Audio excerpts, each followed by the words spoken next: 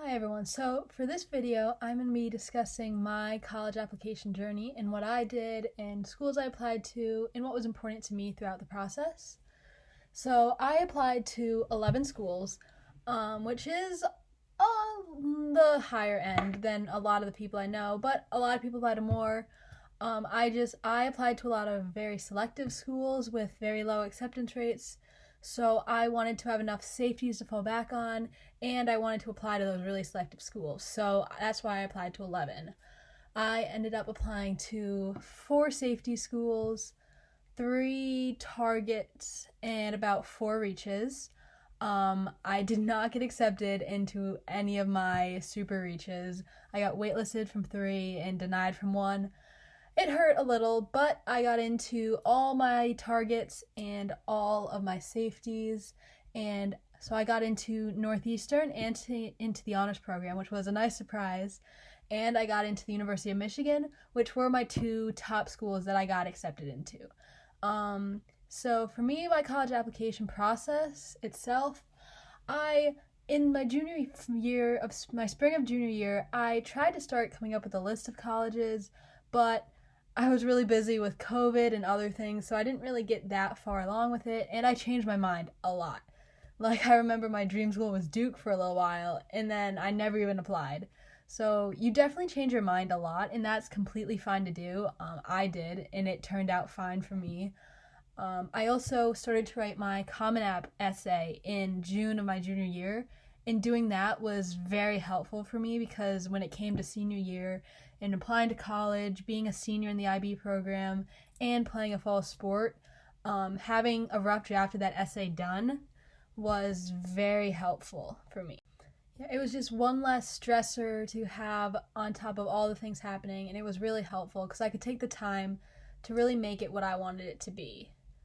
So managing my time was a struggle throughout my senior fall with volleyball and my classes because I was taking a hard class load.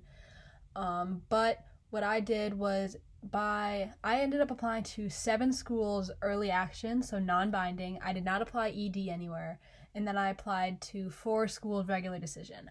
I really liked doing the early action because I wanted to get it over with. I wanted to get my decisions, and I wanted to know as soon as possible. For others, if you don't know where you want to apply, regular decision is just fine. You don't have to apply early anywhere. It just helped me because I knew the schools I wanted to apply to. By the end of October, I had finalized my list, except I did end up I applied to American University, and I decided to apply to that school about 5 days before I actually submitted my application on January 11th, 4 days before the deadline. So that one was a little last minute, but otherwise I had narrowed down my college list and I knew where I wanted to apply, so the early action just made sense for me at that time. Doing your Common App and everything and having a bunch of supplementals with all of my selective schools, there were at least 2 supplementals for each. Reuse. Write essays that you can reuse over and over and again. I know everyone always says it, but I tried to start rewriting some essays. It did not work.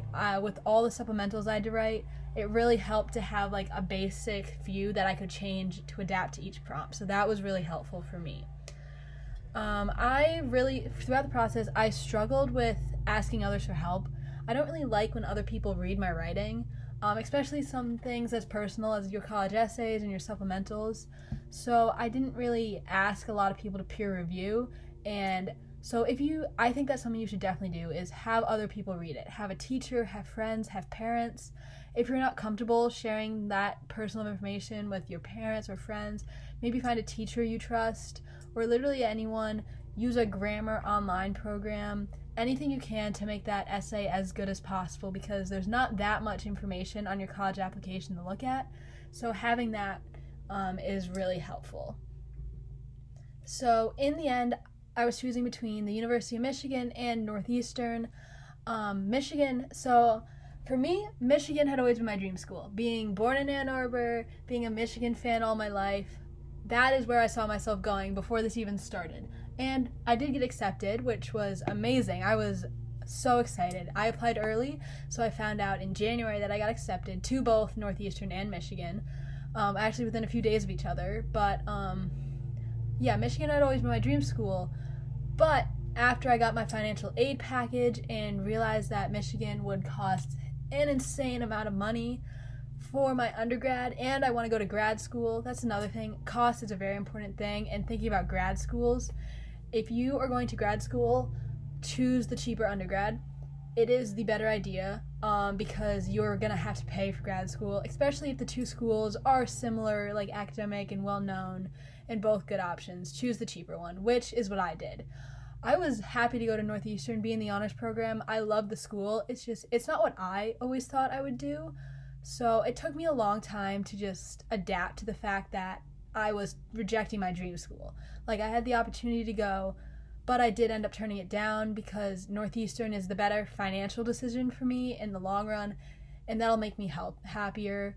I would have felt guilty if I went to Michigan, and I just couldn't justify the amount of money they wanted me to spend to go to Michigan. So cost, as always, should be one of the biggest factors in your decision, unless you were lucky enough to get really good scholarships or be able to afford it. For me, I did have to turn down the dream school, but I'm very happy with Northeastern, and I think it was the better decision for me and my future, since I'm going to get at least a master's degree, and just all the opportunities that Northeastern offers. Being in the honors program, looking at study abroad, job, location, being in a city like Boston can give me an unlimited resources and access compared to a town in Michigan. There's just a lot of things you should consider, and that was just my process, and it really did hurt to turn down the dream school, but it's just something, people do it. Don't think that just because you get into your dream school or get into a really, really good school that everyone thinks you should go to, you don't have to go to that school. If it's not the best financial option or the best choice for you, don't do it. Don't go to the school that everyone thinks you should go to just because of acceptance rates. Or don't go to, if you get into a school with a 10% acceptance rate and a school with a 20%, but you think the 20 would be a better fit for you, go to that one. It doesn't really matter the acceptance rate for the school. It's what's best for you, and that's going to be different than everyone. So this was just my college application journey and some of the advice I have, but throughout my other videos you will see advice from other IB seniors who might have done things a little differently. So I hope you enjoyed this video.